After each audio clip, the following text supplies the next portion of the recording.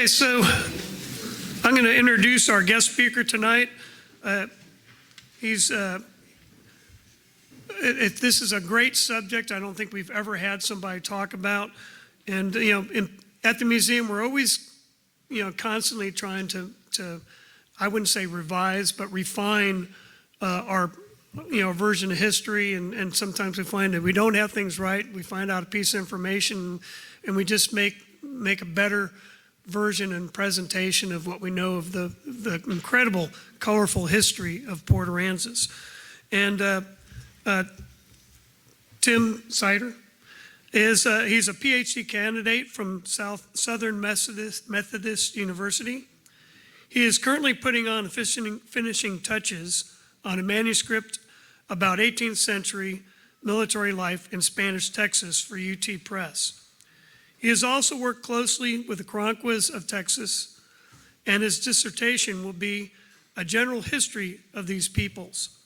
His research for that dissertation has appeared in the Southwestern Historical Quarterly, Texas Highways, and Texas Tribune. So very, very knowledgeable speaker. Matter of fact, my reading of the Texas Highway magazine, somebody had said, "Hey, have you seen this? Have you heard this?" And I immediately went online and read it and did the same with about 10 other people. "Hey, you got to read this. This is great." And then that's how I got Tim's name. And we really tried hard this year to bring you some new speakers and new topics and really make this a banner year for the winter lecture series. We've always had great speakers, and we have a few in the audience today that I see Mackie in the background. He did a great one last year. But I wanted to really kind of give voice in places that we may have missed, and Tim is going to do that today. So at this point, let me go ahead and turn it over to Tim.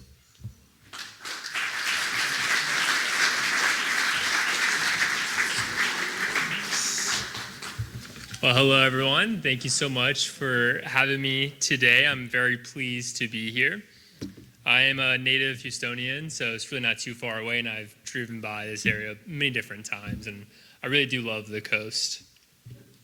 So I wanted to give a special shout out before I begin to Cliff Strain for making all of this happen. I really appreciated him.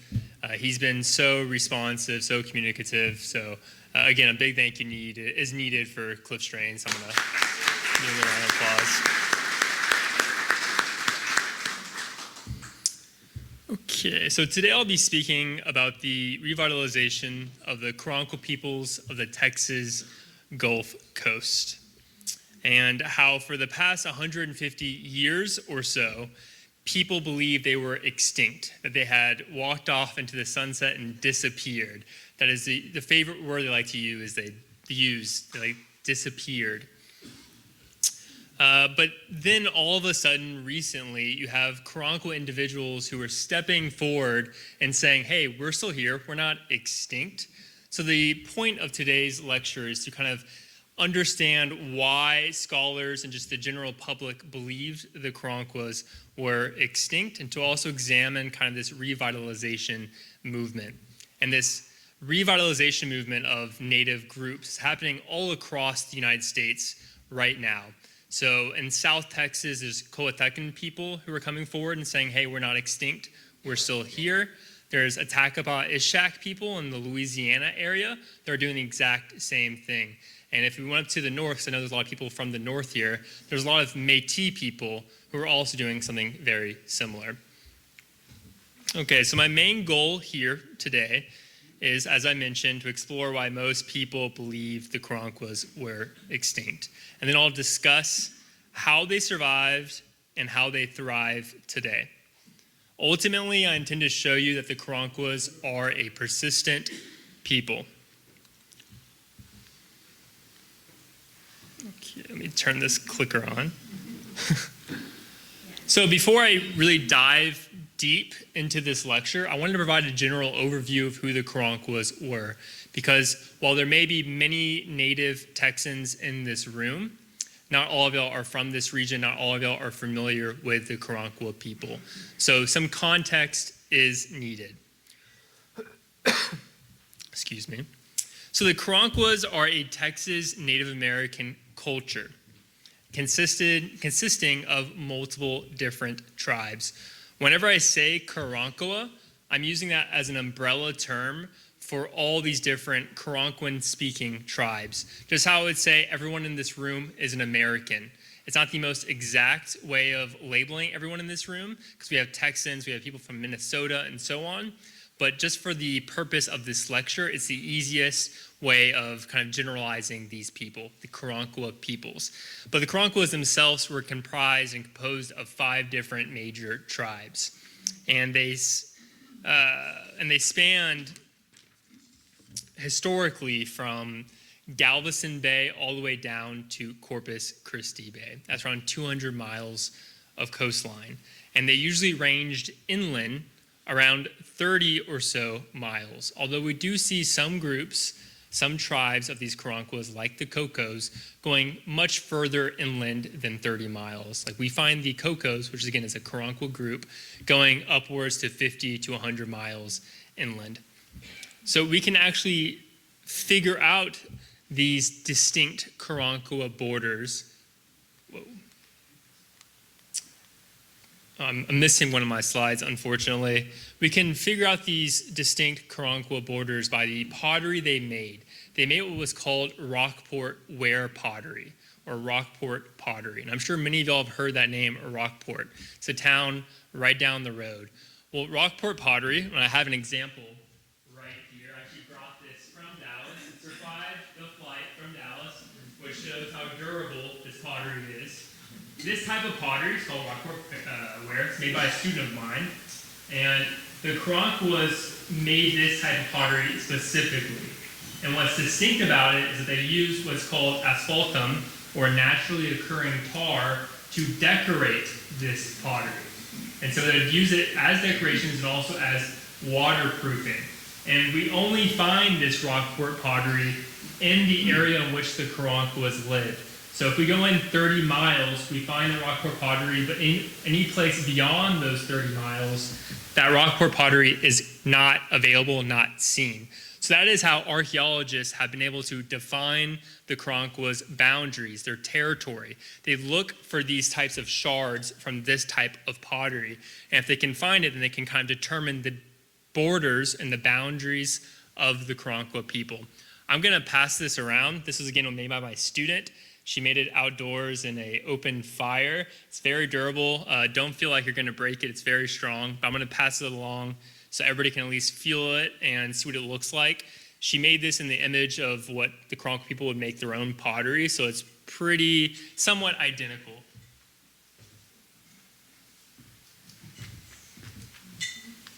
Okay, so the Karankawas were a semi-sedentary people. And I'm sure many of y'all have heard that they were a nomadic people. That's not exactly true. The Karankawas had permanent settlements on the Texas Gulf Coast that they inhabited seasonably. So every winter, they would come to the Texas Gulf Coast, just like many of these folks from the north are coming to Texas as well, to the coast. And they would stay at their settlements, which would be composed of around 500 individuals. And they would stay at these settlements year-round, or every year at the same time for centuries and centuries. So one of these sites, which is pictured right up here, is McGlowan's Bluff. And this is on the east side of Corpus Christi Bay. This is an ancient Karankawa town. And it was inhabited from the 1300s all the way up to the 1700s. And again, every winter season, the Karankawas would come from the mainland, come from the inland, and settle at this specific spot where they would hunt fish, where they would do their cultural practices with other Native American groups. And this is where they would come together. And at this location, they would actually have somewhat permanent buildings at these spots. So labeling them as nomadic isn't particularly accurate. Come spring and summer, whenever bison would be coming down from the interior, these Karankawas would leave these big settlements that were composed of 500 people, and they would split up into smaller different clans, into smaller different groups. And then in those smaller groups, they would follow rivers into the interior to hunt deer and also, again, to hunt bison. And a lot of people don't realize that that during the, anytime during the 1300s and onwards, bison were coming all the way down from the north to Mexico. And so they would cross and they would come as far down as to where we are right now. And the Karankawas, what they would do, they would try to track when these bison are coming, because they wouldn't always come the same times and the same directions. But when they would find a bison herd or a herd of bison, they would try to sneak up behind them. They would set fires to the grasslands that the bison were grazing on, and they would try to run them into the woods. And the woods in this region are usually around rivers or creeks.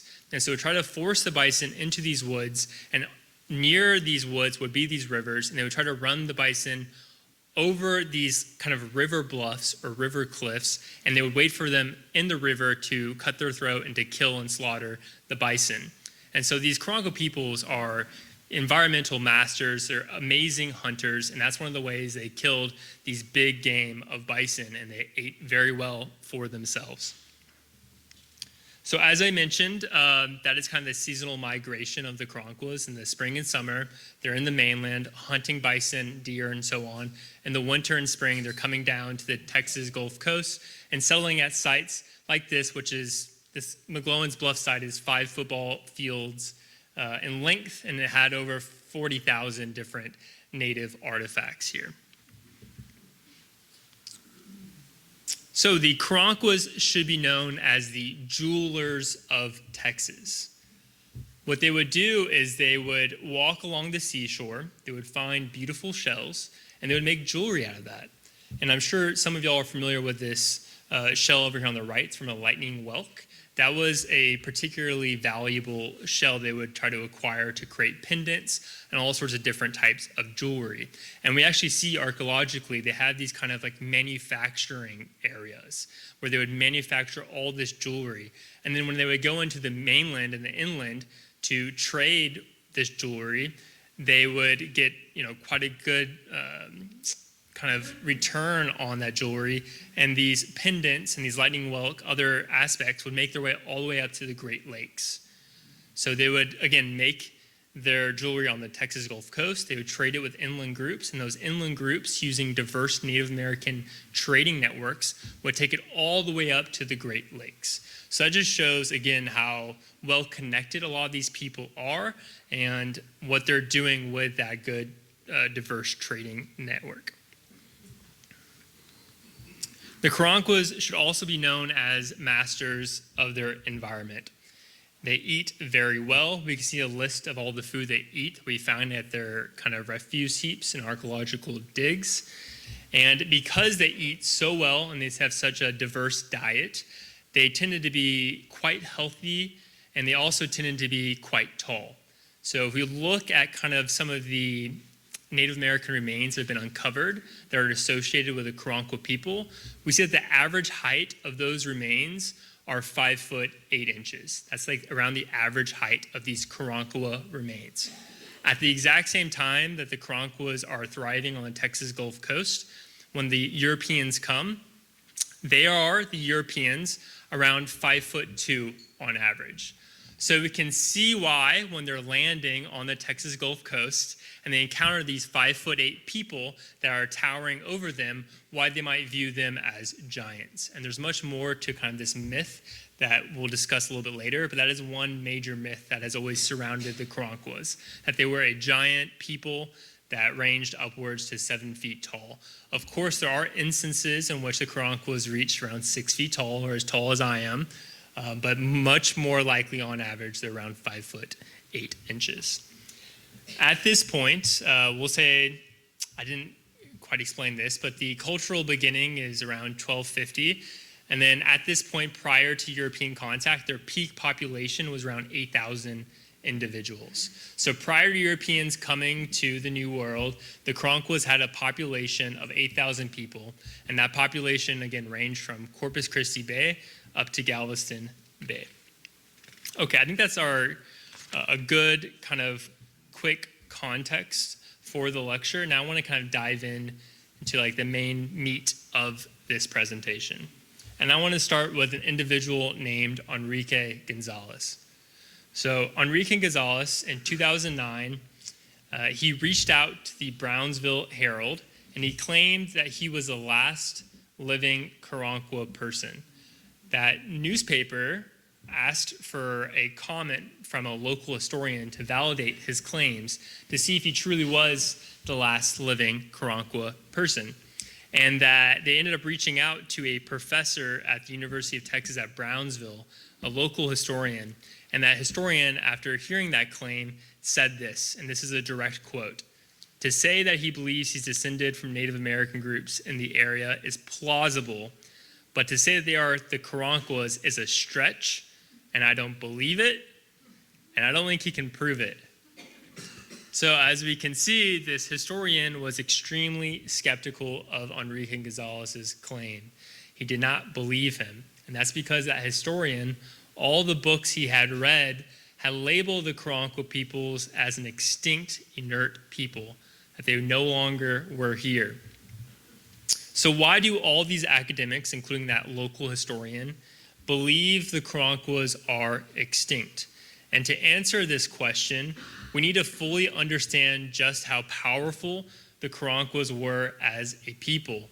They're not just this small culture. They actually had quite profound impacts on what we know now as Texas.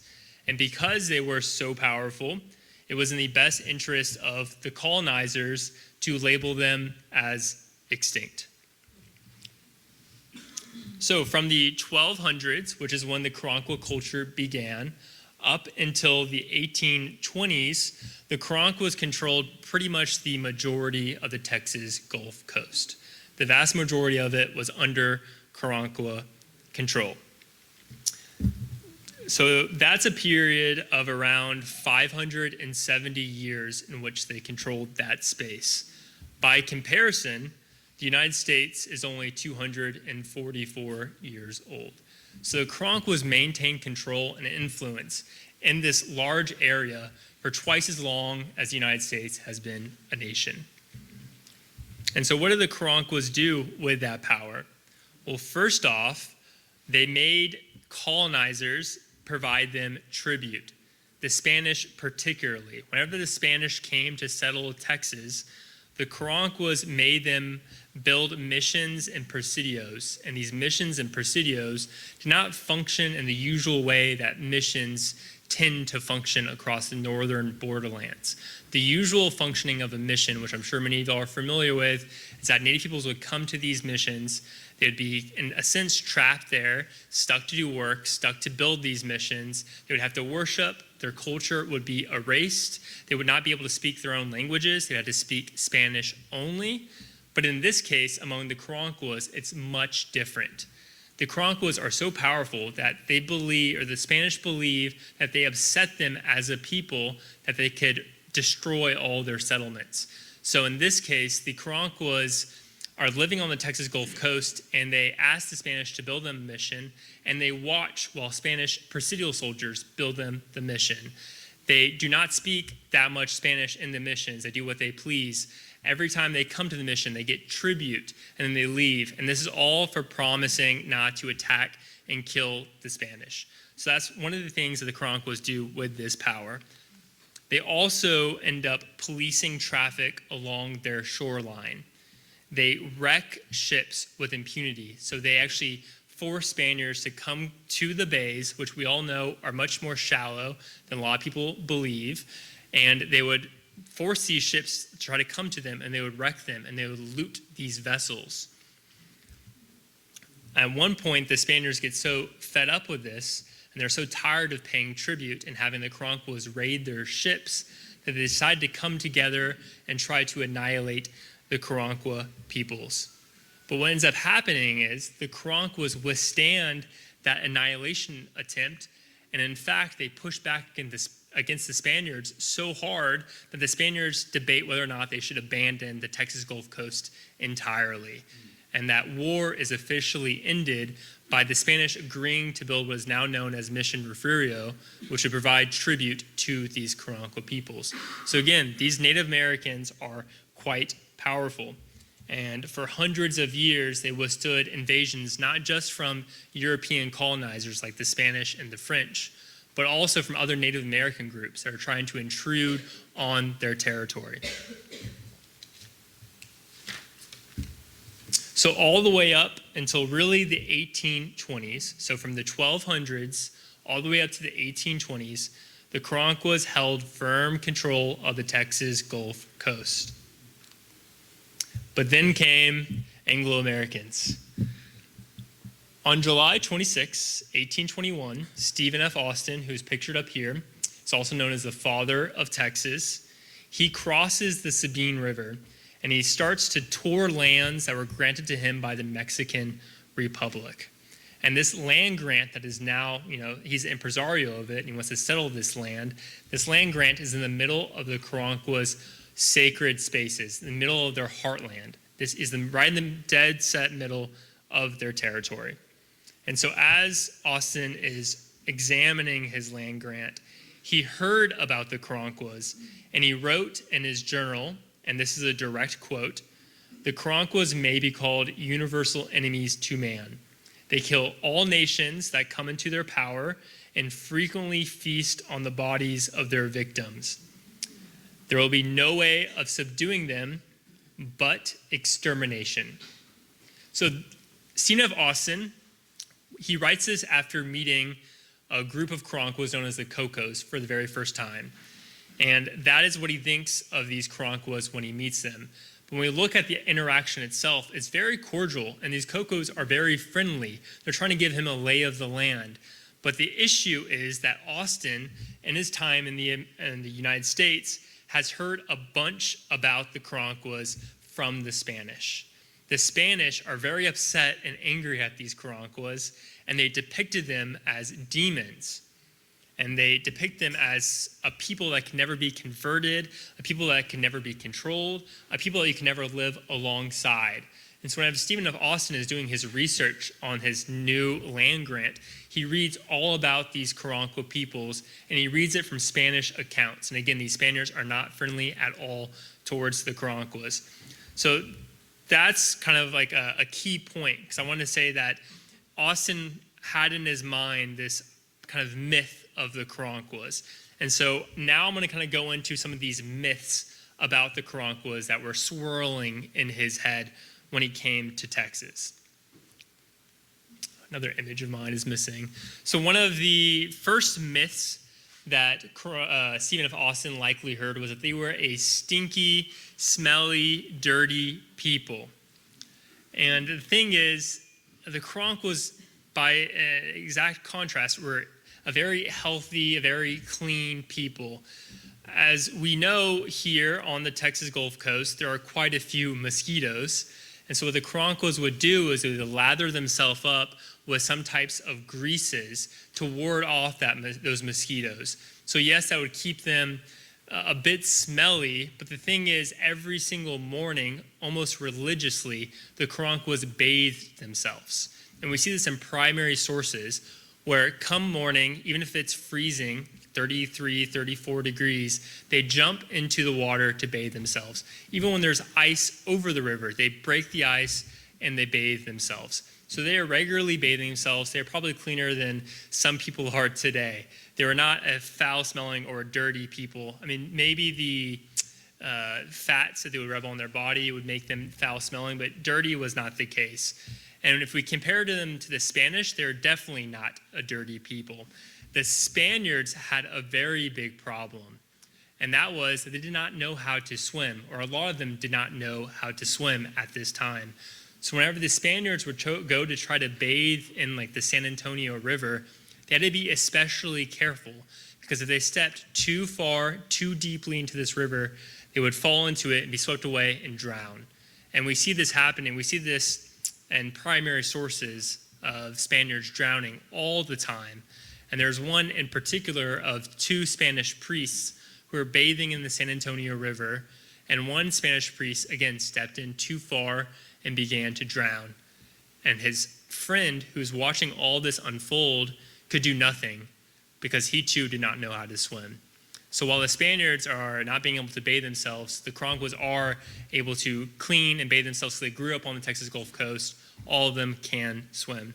So that's the very first kind of myth that Austin likely heard. They were a foul-smelling, dirty people, which is not true.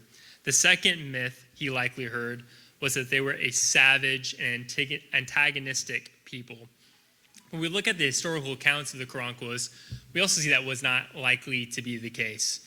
That whenever the Spanish first landed in Texas, as we know it, it came in the form of them being shipwrecked and washing ashore the Texas Gulf Coast. And they're dying and starving.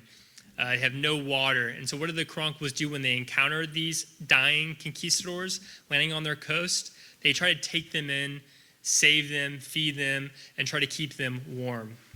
What happens is that these Spaniards end up cannibalizing their own. The Karankawas are upset by that. Disease begins to spread, and the Karankawas then enslave these Spaniards. So the Karankawas, at most historical first contacts, are very friendly. And we can also point to La Salle, who's the very first Frenchman to come to Texas. And the very first interaction the Karankawas had with La Salle, they rubbed their arm over their chest, over their heart, to signify that they wanted to be friends. They wanted to have a good, cordial relation. But then the French ended up doing something very high-handed and going into a Karankawa campsite and stealing some of their items and some of their goods. And so the Karankawas do have certainly a history of violence when it comes to the Europeans, but at first contact, the Karankawas do want to be friendly. They're not antagonistic. They view these outsiders as a potentially valuable source of goods. So that's another myth that was incorrect, but likely something that Stephen F. Austin had heard. The last myth is one that I am sure anyone who has heard about the Karankawas has also heard of this, and that is them being cannibals. And so this myth is very, very tricky to deal with. I've written a lot about their anthropophagy, which means cannibalism, and I'm going to give you what my take is. Okay, I know I've worked with a lot of different Native peoples, and I know that some Native groups in the Louisiana area, like the Attakapaw Ishak, don't believe they practice cannibalism themselves. And I know a lot of the Karankawa peoples I worked with say they did not practice cannibalism. But through my own research, this is a very nuanced subject, and there actually is primary source evidence to show that the Karankawas did likely practice a very limited form of cannibalism. But I need to provide some context. The reason why I am a little bit more certain that the Karankawas did practice this cultural trait is because when the French came to try to colonize Texas, their colonization scheme ended up failing, and the Karankawas ended up destroying what became known as Fort St. Louis. And when they destroyed that fort, they abducted, and then adopted some children. And those children lived with the Karankawas, or a child lived with those Karankawas for quite a few years. And during his time living among the Karankawas, he does record them practicing cannibalism. But this cannibalism has been greatly exaggerated by colonizers like Stephen F. Austin. During the 1700s and prior to that, we see Native peoples in this region practicing cannibalism, but they only do so on what they call ancient enemies. They do not go after Europeans. They did not fit into the kind of cultural practice at the time. They would go after other groups that they had fought for generations. And when they would capture another person of this other Native American group, like the Karankawas, for instance, captured some Caddo people, they would capture the warriors only, and they would kill that warrior, and then they would eat the flesh. And they would eat the flesh as a means of absorbing that warrior's power, and more importantly, to make it so that warrior cannot go to the afterlife. Because if a person is not completely whole at death, then a lot of these Native religions, it means they cannot go to the second world or the afterlife. So as a means of demeaning or not allowing people, again, to go to this heaven they want to. The cannibalism never acted in a way to acquire sustenance. They had plenty of food. They were quite tall and healthy. They never targeted men or children and women. We don't see that at all. It was just really reserved for male warriors. It was very limited. We don't see a lot of it, but my evidence and my primary sources I've viewed does corroborate that there was a limited amount of cannibalism. But again, the Europeans, being very upset, would let me find the actual quote. They would embellish this cannibalism, and as we'll see a little bit later, they'll use it as justification to exterminate or try to exterminate these people. Okay, so those are all the major kind of myths that are swirling through Austin's head. So Stephen of Austin, when he finally comes to Texas with his first 300 settlers, they have a tenuous relationship with the Karankawas at first, but there's no immediate violence. But this is only for the first year or two. Afterward, Stephen of Austin organizes a group of men to start hunting down and killing Karankawas on sight. And I'm sure we have all heard of this group. They are known as the Texas Rangers. They just won the World Series. So the Texas Rangers are going out and they're attacking Karankawas on sight, and that's because Stephen of Austin believes he cannot live side by side with these dangerous native peoples. And so the question is, why are the Karankawas not able to defend against these Texas Rangers? They were able to really defeat the Spanish Empire. They defeated the French Empire. Why are these Texas Rangers so much more successful? And the reason is, one, bison and deer are becoming much more sparse in this area. These kind of relied on food sources are becoming much less reliable. The second reason is that they are having to endure wars from other native peoples who are being pushed westward because of Anglo-American expansion. So you have other Native American groups that have been pushed out by Anglo-Americans coming into Texas, and they want to acquire some of the lands that the Karankawas control, and the Karankawas have to push back, and this has caused them to lose some of their population. Another really, really big reason is disease. Wave after wave after wave of disease has just burdened and attacked the Karankawas for such a long period that their population had rapidly diminished. But the main reason why the Karankawas cannot fend off these Texas Rangers is because these Anglo-Americans and Euro-Americans are really just flooding into Texas and outnumbering them. There's far more of these Rangers than there are native Karankawa warriors. So between the 1820s and the 1830s, more than 30,000 Anglo-Americans and Euro-Americans settled in or near the Karankawas boundaries. These Americans settled in little homesteaded plots. They didn't settle in towns as much as the Spaniards did. And they would defend these homesteads from anybody they deemed as intruders. And that's much harder for the Karankawas to manage versus in the past, they would just have a Spanish town they can work with. So by the mid-1840s, Texas had an Anglo-American population of 100,000. At that same time, the Karankawas population was of a few hundred souls. So we can understand now why these Karankawas are not being successful when they're trying to ward off these annihilation attempts. So the Texas Rangers and the Texas colonists begin waging a genocide against the Karankawas at this point. And this is the 1830s onward. And in their memoirs, which are listed up here, these are some of these memoirs of early Texans, they label the Karankawas as giants, cannibals, and inherently aggressive. Early historians use these memoirs and journals in their histories of early Texas. And they're taking what these colonists are saying at face value. And so that's how these myths about the Karankawas became fact. That's why if you grew up in Texas and went to junior high here, you likely heard of the Karankawas as being 7 feet tall, cannibalistic giants.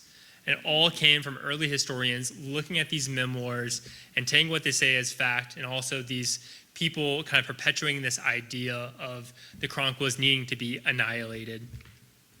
So for example, the only general history of the Karankawas that's currently available was written in 1959 by a journalist known as Edward Kilman. And that book is called Cannibal Coast. And in its very first 5 pages, the Karankawas are identified as 7 feet tall, as being extremely barbaric and having a voice like a turkey's. So again, this is why the Karankawas are often considered to be the most maligned native peoples in all of Texas. So as time wore on, the Karankawas' numbers deteriorate massively, but they are an adaptable people, they are a persistent people, and they found ways to survive this genocide. The first thing they did was they incorporated themselves into the colonizer's society. This is often in the form of a forced assimilation. So in one instance, a Karankawa man, who we don't know the name of, was the only survivor of a white lead massacre on his people. And he survived it by running into the brush and waiting in that brush for multiple days. And then after a week or so, it seems, he felt defeated. His entire family had been killed and massacred. And so he decided to surrender himself to the nearest white settlement. And he walked into the settlement, and some of the people in that area, I'm forgetting the town, but they felt pity for him. And thereafter, he carried the mail from town to town. They allowed him to carry mail. Another instance, we have a group of settlers hunt down a party of Karankawas, and they kill most of these native peoples, but a woman, an indigenous woman, and her child survived. And they walked into Goliad, and she had her child in hand, said she was the last of her tribe, and pleaded for some local family to take her child. And so that is typically how these Karankawa individuals were able to survive in a lot of these spaces. They were forcibly assimilated into white society. They were raised as children, grew up in Anglo-American households. The second way these Karankawas were able to survive was that they integrated themselves with other Native American groups. They joined groups like the Tonkawas, or the Kokissa, or the Takapa, and they moved into Oklahoma with these groups. But when they joined groups like the Tonkawas, they had to kind of forgo their own culture and be part of that Tonkawa culture, or this other Native American group culture. The third way that they survived this kind of onslaught of hostilities was moving south into Mexico. And when they moved into Mexico, they joined Mexican society, they joined Tejano society, and they ended up having to hide their identities because in a lot of different societies, including our own, being seen as an Indian or an Indio is very bad. And so they try to hide their Karankawa-ness in these situations. But as one Karankawa descendant says today, it was better off not dead, but they'd rather be Mexican. So in all instances, again, the survivors had to hide their identity. They had to hide their culture, hide their Indianness. And usually we see a lot of female survivors. They're much more easy to incorporate into these societies than men were, because men were seen much more as a threat. Okay. So in the 1860s, settlers, and this is around 40 years after Austin first comes to Texas, settlers of this region begin labeling the Karankawas as extinct. And this is very much so purposefully done, because if the Karankawas are extinct, they can't come back and claim their ancestral homelands. And today, those ancestral homelands are worth billions upon billions of dollars. We are standing on their ancestral homelands right now as I speak. As one Karankawa descendant says, it's easy to continue the narrative of extinction if you keep building over all the Karankawas' sacred sites. But instead of being extinct, the Karankawa peoples were passing down aspects of their culture generation after generation. This is Sunshine Beaumont. She's a descendant of the Karankawa peoples, and she labels her tribe, her people, as a tribe of pieces. That they can only hold on to bits and pieces of their culture. They hold on to some stories, some spiritualities, some sport-like practices like wrestling and archery. But because there are so few Karankawas left around that 1800 point, you have the Karankawas beginning to intermix with other different groups. They begin to mix their blood with others. But these Karankawas, again, are not forgetting their culture. They're not forgetting their past. So throughout the 1900s to the present day, you have a few individuals coming forward and claiming that they are Karankawa. But until recently, they have always been treated the same way that Enrique Gonzalez at the beginning of this presentation was treated. They were always treated with skepticism or mistrust. They were disbelieved. You have a lot of people asking, how can you prove you are a Karankawa?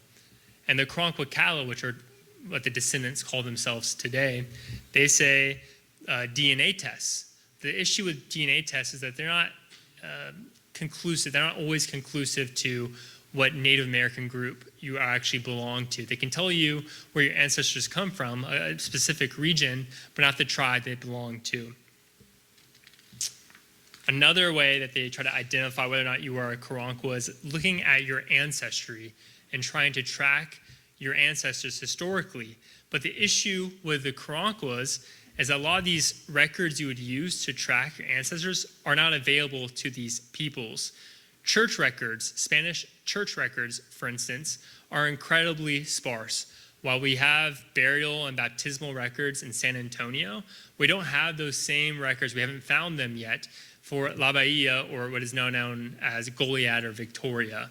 We don't have those records, not readily available. So it's very, very difficult for historians like myself and also these descendants to track their ancestors through a historical means. So what I've had to do is often rely on oral histories. They tell me about what their mother told them, what their mother's mother told them, and so on. And I use those oral histories as jumping off points in my own research, where I find a good snippet of information. I'm able to kind of go backwards from there to link to their ancestors. And so my research right now, I'm trying to provide that bridge from their extinction point to the present. And I've had success with 2 families. I'm working on a 3rd family, but it's been very difficult. And that's, again, a lot of the information, a lot of the historical means we'd have of making these links are just not available. I think the most important point to make during this particular section is that the Anglo-Americans committed genocide against the Karankawas and are purposely trying to wipe out any evidence of their existence, which again makes it so difficult to do this type of genealogical research. But that genocide was unsuccessful. Today, a large number of individuals have stepped forward, like Enrique Gonzalez, and proclaimed their Karankawa ancestry. Together, they have created what is now known as the Karankawa Kadla, and they have begun to protect their land, their history, and their culture. And Karankawa Kadla translates in the Karankawan language to mixed Karankawa people. They are not claiming to be full-blooded indigenous people. They recognize that they are mixed with Mexican and all these other different bloodlines, but they're not forgetting that kind of Karankawa ancestry that they have. And it's also important to point out they are not recognized by the state or the federal government. And that's because the state has a lot to lose if they recognize these Karankawa peoples, and the federal government is very strict on its guidelines on what constitutes a Native American, actual recognizable Native American group. But the thing with the Karankawas is that by the point that Texas became part of the United States, the Karankawas were labeled as disappeared or extinct at that point. So it becomes very, very challenging to acquire that state and federal recognition, even though you can trace specific Karankawa descendants back to the Karankawas of the past. As a group, the Karankawa Kadla have revitalized the language. They have re-examined and corrected numerous falsified accounts, and they have protested oil companies that are building atop their land and destroying their artifacts. One such piece was at McGlowan's Bluff site that I showed you earlier, the ancient Karankawa settlement. There is a company called Enbridge. It's one of the largest oil companies, energy companies in the United States that is building an oil pier over that Karankawa settlement and will destroy thousands of Karankawa artifacts. And they have been trying to protest that building of the oil pier.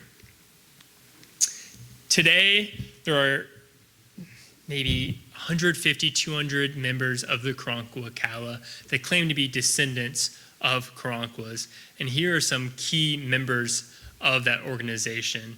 We have Alex Perez on the left, who is able to speak some bits of the Karankawan language. He's not at all fluent, but he knows it better than anyone else alive. We have Love Sanchez, who is based here in Corpus Christi, and she created the indigenous people of the coastal bend, and she's been leading a lot of these kind of environmental actions to protect Karankawa sites. And on the far right, we have Absalom Yetzirah, who's kind of a spiritual advisor for the Karankawa peoples, and he owns a metaphysical store in Houston, Texas.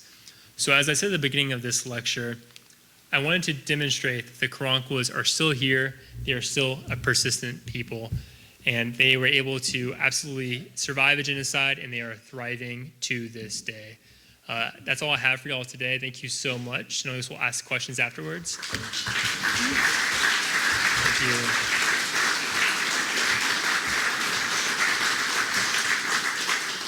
So if anybody has any questions, I'm very happy to answer any of them. Yes, ma'am. You said that they started at around 1200. Like, what was the history before that? Do you have, like, where did people come from? That's a really good question. So as I mentioned, the Karankawa culture, we think began in the 1200s. And the reason why we think it began in the 1200s is because that's when we first start to see that Rockport pottery, kind of that pottery vessel I pass around to everyone. We see those shards for the very first time at that point. Prior to that point, it's just very hard to determine a culture of a native person. So there's some ideas, but we can't conclusively say that they were the kind of Karankawa culture that we see later in historical documents. That's such a good question. And archaeologically, we see native peoples have been in Texas for far longer than is often believed. We see native peoples here at least 10,000 years ago, if not more. Oh, another question here, and then Cliff afterward. Yeah, where did they come from when they migrated annually down the coastline? In terms of like where were they at in the inland areas? This is another phenomenal question. In Texas, if you were to walk down any creek or river, you were likely walking on what was a native campsite or an area which native peoples most definitely walked along, if not that river had changed over time. But they would walk up and use kind of rivers as their pathways, and they would make these small little campsites along these creeks and rivers inland up to 30 miles. Anything beyond that was not their territory. It'd be the territory of multiple different Coatecan people, Tonkawas, Mayais, Biais, and so on. But that's typically the idea of the movements from rivers down to coastal islands and the bay side. And then Cliff, you had a question? So when I first got here, I was told that the Karankawas that they were from a Caribbean tribe and they had migrated and dug out canoes. Where did that come from? So that, I'm very happy you brought that up. I'm actually going to be giving another lecture in Houston in a couple months about this. That came from a linguist in California named Herbert Landar. And he spoke, I believe, a dozen different languages. The man was incredibly impressive. But he had this theory after looking at the Caribs language list and comparing it to the Karankawan language list, that they were very similar, and therefore they must be the same people. So he came up with this idea, and he wrote an article that said that the Carib people got into their canoes in a war party and in the 1400s, skirted along the entire Gulf Coast and landed in Texas.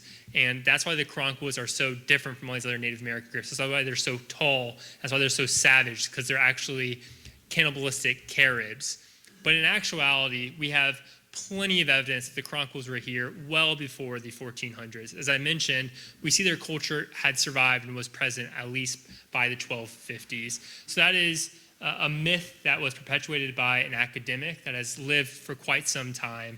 And I've been trying to debunk it, but it's been very prevalent because, again, it aligns, right? These cannibalistic Caribs and then these cannibalistic Karankawas, it seems connected, but in reality, it's not. That's a really good question, Cliff. Yes, sir. The cannibalism you mentioned, isn't that something that's also found in Central and South American, the idea of getting the strength and destroying it all? I am also very happy you brought this up because I forgot to mention a few things. You are absolutely correct. We see this type of cannibalism functioning in that way across the world. We see cannibalism functioning in other interesting ways too, like the Wari of, I believe, Brazil. They believe that if you do not ingest your loved ones and you put them into the dirt instead of ingesting them, that you were putting them into a hell-ish world, that the only proper way to kind of inter somebody was by eating them. And then the Europeans, at the same time they're writing all this horrible things about the Karankawas, Europeans are practicing their own forms of cannibalism, medical anthropophagy. Back during the Enlightenment, what happened is if you believed you had a headache, what you would do was you go to the apothecary and you acquire ground up skull bones. And they believed that if you drank kind of this ground up pieces of skull, that it would cure your headache. And so there was a huge business of grave robbing in which they would pull up corpses in Europe, cut up people, and sell it at these apothecaries. So cannibalism is extremely common. Kim Kardashian actually did some of her own cannibalism. When she gave birth, she took some of her placenta and she ate it herself. So again, cannibalism is far more common. Native peoples in Texas were all practicing it. So were Europeans. The key thing, the significant thing, is that Europeans use it as a weapon against these native peoples. If you label somebody as a cannibal, they seem barbaric and it justifies your attacks against them. Great, great question. Any other questions? Yes, ma'am. So if somebody comes right now and says they're, I mean, you take their DNA, don't you have to have some DNA from a descendant? So there's a lot of different ways to kind of, that's the tricky thing. So a lot of these DNA testing websites, they'll try to place your DNA to a specific region or location. And so what happens is, and I encounter this all the time, you have people who email the Karankawa Catalog and say, hey, I got my Ancestry.com DNA test back, and it says that I'm indigenous to the coastal area. Am I a Karankawa person? And it's tricky. The thing is, people believe the Karankawas, any group on the coast is the Karankawas, but that's not exactly true, in that even though their DNA could be pointed to the coast, they could belong to literally a dozen different Native American groups. So what some researchers have been doing is they've been trying to acquire Karankawa bones and acquire DNA from those bones to cross-check. But even that can be very problematic. There's a book by Kim Tallbear which goes deeply into this subject, and I would highly recommend it if you want to learn more about Native American DNA testing, because it's a very flawed area. And it also is very problematic because Native peoples never view DNA or blood quantum as a means of determining if you're indigenous or not. So for example, if y'all remember, I mentioned these French children that were abducted by the Karankawas and lived with the Karankawas. The Karankawas viewed them as their own people. They tattooed these children. They tattooed them to such an extent that when these children were abducted by the Spaniards later, like a few years down the road, the Spaniards tried to rub all these tattoos off that they were so hideous.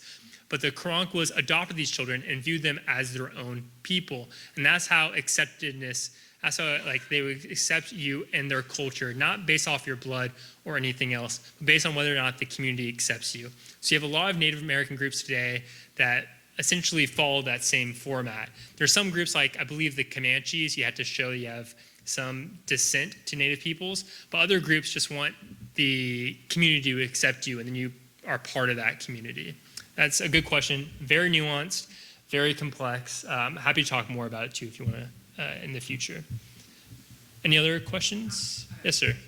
My grandmother grew up on Galveston Island in the 1890s. And as a little girl, and she would tell the story that as a little girl, Indians would wade across Galveston Bay and come to the island and trade. Who might those Indians have been, Native Americans? Do you know what time period she's? 1890s. The 1890s. I couldn't say. I do know that the Karankawas knew of what the Spaniards called secret trails to these islands, where the Karankawas, they've been living in this space for thousands and thousands of years, the ancestors even longer. So they were able to navigate these coastlines like no one else's business. They knew all these secret areas. And so they would go and they would steal horses, and they would bring the horses onto these islands through these shallow kind of bay trails, and they would be able to keep their horses corralled on these islands. But in terms of trading, we see the Karankawas no longer in Galveston after really the 1830s or 40s. At that point, they've been kind of pushed into an Anglo-American society or pushed southward into Mexico. So I'm not quite sure. It could be the Okakissa people or maybe some Atakaba Ishak people. But those are the only two that come to mind, because those are the ones that were kind of indigenous to that area, not the Karankawas. The Karankawas did not truly live in Galveston area until the 1800s. And the last question Sure. is, did the Karankawas leave the huge mounds of oyster sediments that you find through southwest Louisiana? Yes, you will find very similar like oyster shell midens here along the coast too, Midden. They are pretty much everywhere along the Texas Gulf Coast. And what a lot of researchers, including myself, believe, one, they are just discarded oyster shells, but two, they would also use them as foundations for their semi-permanent homes on the Texas Gulf Coast. So if you ever do see those big mounds, that's likely a Karankawa old campsite or just a refuse pile that they used. Yes, sir. Did they have any written language? We have not found any evidence that a written language. The closest that we can see that the thing that historians can rely the most on is that pottery decoration they made, where they would decorate the pottery in really exquisite ways. And the example I passed around to everyone, that was made by one of my students, and she has only been doing pottery for a year, and she found kind of the actual shapes the Karankawa was made were incredibly hard for herself to make, that it would take a master to kind of make what they were doing in these different shapes. So the Karankawas were extremely competent in making pottery, and they would design it in very beautiful ways. The problem is, even though tar does last for quite some time, those designs aren't always easily apparent, and they get lost over time when they're buried and underwater. And a lot of the Karankawa campsites are maybe 5 to 10 miles offshore at this point. Just over the hundreds of years, the shoreline has receded. So there's a lot of Karankawa artifacts down in the ocean right now, we're thinking. Any other? Yes, sir. Yes, that question leads me to ask what I wasn't going to ask before, because you applied something. Well, that's another lecture. But it appears that the Native Americans here in Texas, maybe throughout the West, did not leave written language. But cultures, other cultures, older cultures, for the South Mayans particularly, did. What distinguishes those cultures, ancient cultures, that left a written language and ones that didn't? Yeah, I love that question. And I think it's important to bring up that there are hundreds of other different Native American groups that had written languages of their own, but they don't really kind of match our European style of written records. For instance, you have a lot of Lakota people who would keep track of their history on bison skins. They would draw essentially pictographs depicting big events of the year. In Peru, you had the Incas that would keep track of math through knotted cords. They would tie knots, and each knot meant something very specific. You have groups on the northeast who'd use tree bark. They would cut down tree bark and you write on that tree bark. So there's a lot of different ways in which Native peoples are recording their history. It doesn't always match kind of the written language we're so used to today, but it does come in many different forms. So I don't think it's very accurate for me to say they didn't have truly written language. The Karankawas did have a written language. It's just in a way that we totally are not able to translate yet.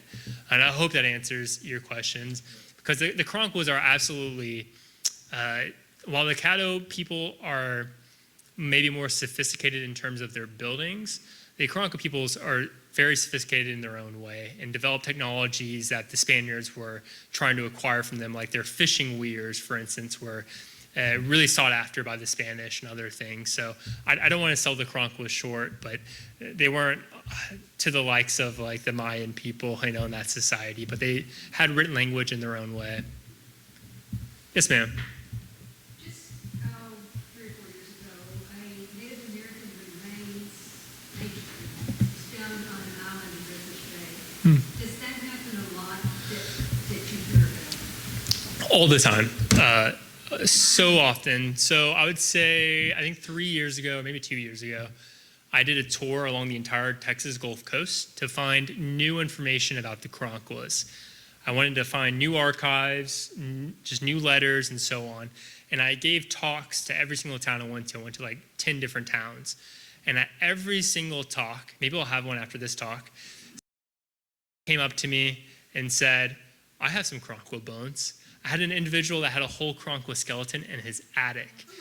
So these like remains are everywhere. And what happens is just over time, erosion, again, erodes away these burial sites. And then with construction, as we know, just driving from Corpus Christi here to Port A, there's construction going everywhere. When they do this construction, these construction crews are the ones that find these bodies. And when that happens, it's good because they can bring in schools like UT, SMU, and so on to do an actual archaeological study of these sites. But more often than not, a lot of these remains are found on private land. And if it's on private land, you're not always obligated to turn it over to the state. A lot of owners don't want to do that. So a lot of Karankawa remains are in private hands right now. And so it's a very common issue. And the Karankawa Cattler have worked out a kind of method of acquiring those remains and reinterring them on what they view as sacred space. Yes, sir. Artifacts. Where would you go to see artifacts? Yeah, if y'all want to find artifacts, as long as it's not, the best way to do so, and I don't want to encourage anyone to do this, if you find any artifacts, I recommend you going to that Native American group and giving it to them after you find it. But if you were to look for some, I would just go along the rivers and the creeks and look at the sides of the walls and look for any type of oyster shells.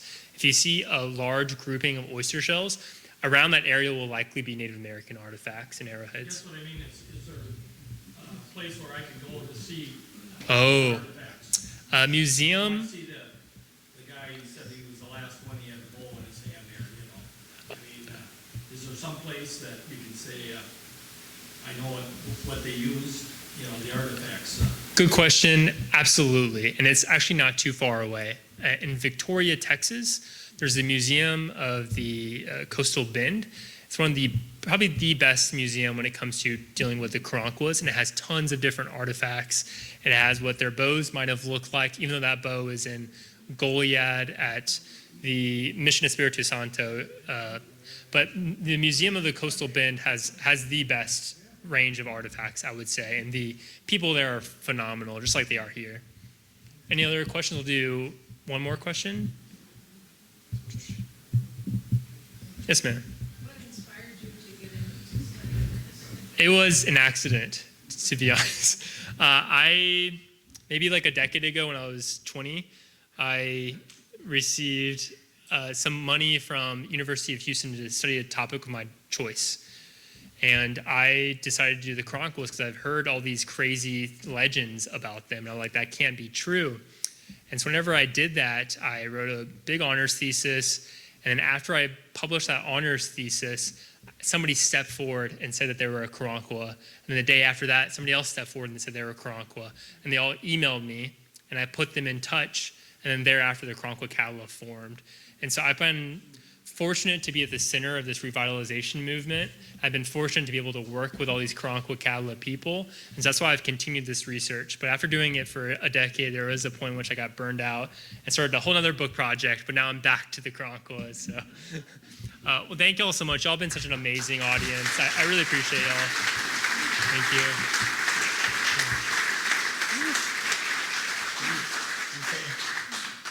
I just want to thank Tim again, for flying down here from Dallas and braving the weather and giving us a perspective that I'm sure many of you have never heard before.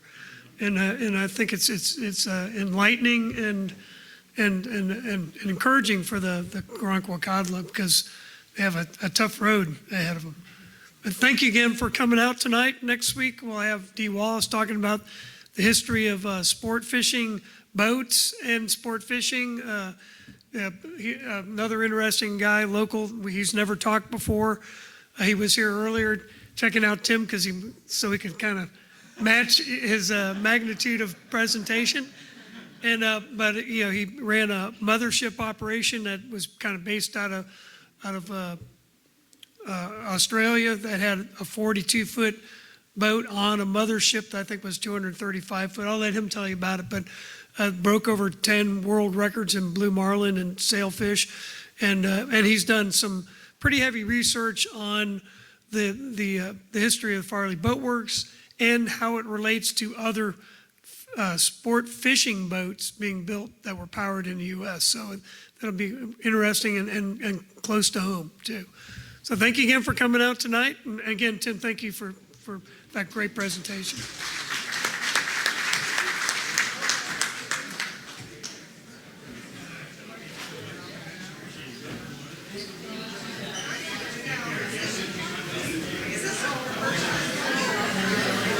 Yeah.